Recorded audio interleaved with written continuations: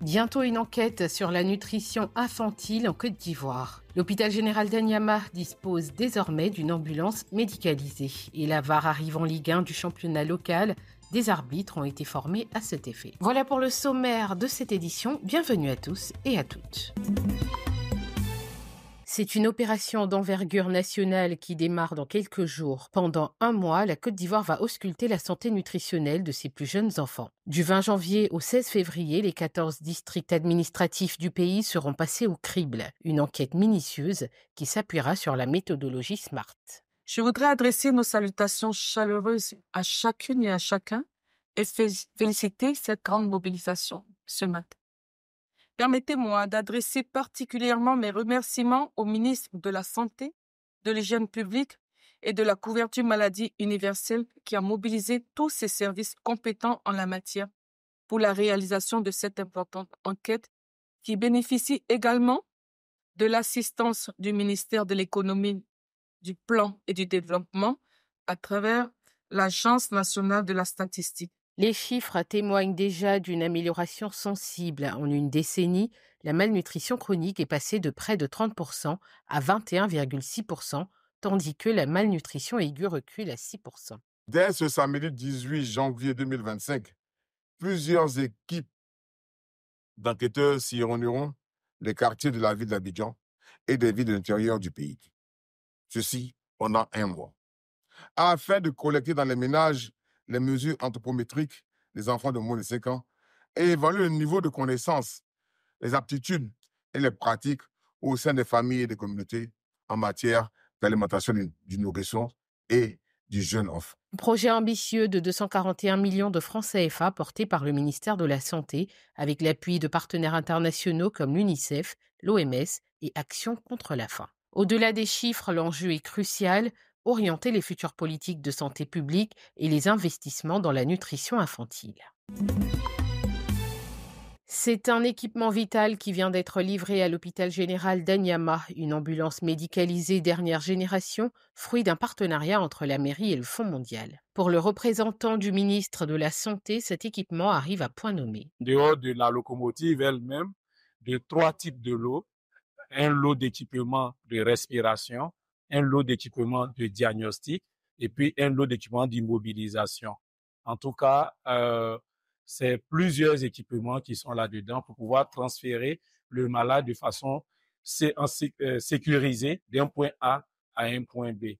Il est également garanti et la maintenance prise en charge par le Fonds mondial pendant au moins 5 ans. PHS est fait à dessein et comme on l'a dit, on va continuer de se battre, de faire du lobbying pour essayer de faire plaisir à nos administrés.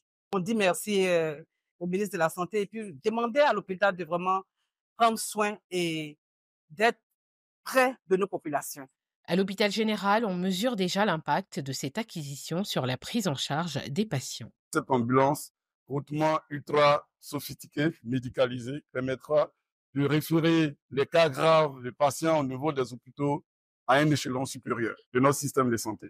Cette ambulance n'est pas un cas isolé. Elle fait partie d'un lot de 20 véhicules médicalisés fournis par le Fonds mondial à la Côte d'Ivoire dans le cadre d'un vaste programme de modernisation des infrastructures sanitaires pour 2025.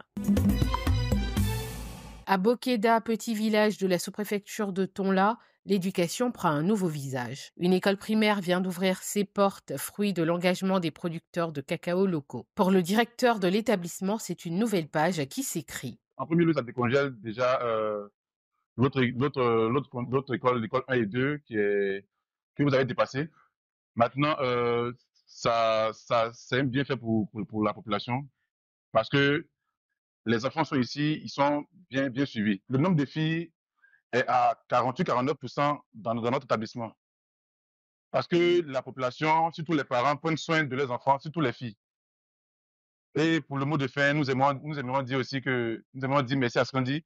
Mais si Scandi pouvait, de par son biais, créer un autre bâtiment pour nous, ça nous ferait vraiment plaisir. Je dis merci à la coopérative qui a pensé à la population. Mais aujourd'hui, jusqu'au CM1, les classes ne suffisent plus. Si on pouvait ajouter ne serait-ce au moins une classe, ou voire deux, pourquoi pas.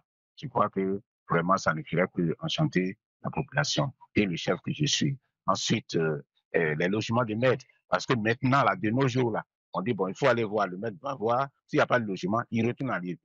Derrière ce projet, la société coopérative agricole Naataba de Diego Nifla.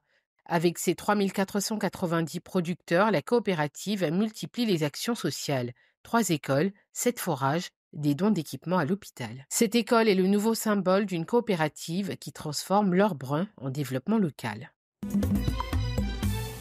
C'est une petite révolution qui se prépare dans le football ivoirien. Après 10 jours de formation intensive au centre technique de Bingerville, 37 arbitres sont désormais prêts à manier la VAR. La VAR, c'est un tout. Et pendant ce stage, il y a eu la partie formation des techniciens, il y a eu la partie formation des opérateurs et la partie approbation des arbitres. Les arbitres, pour la VAR, c'est un peu comme un pilote.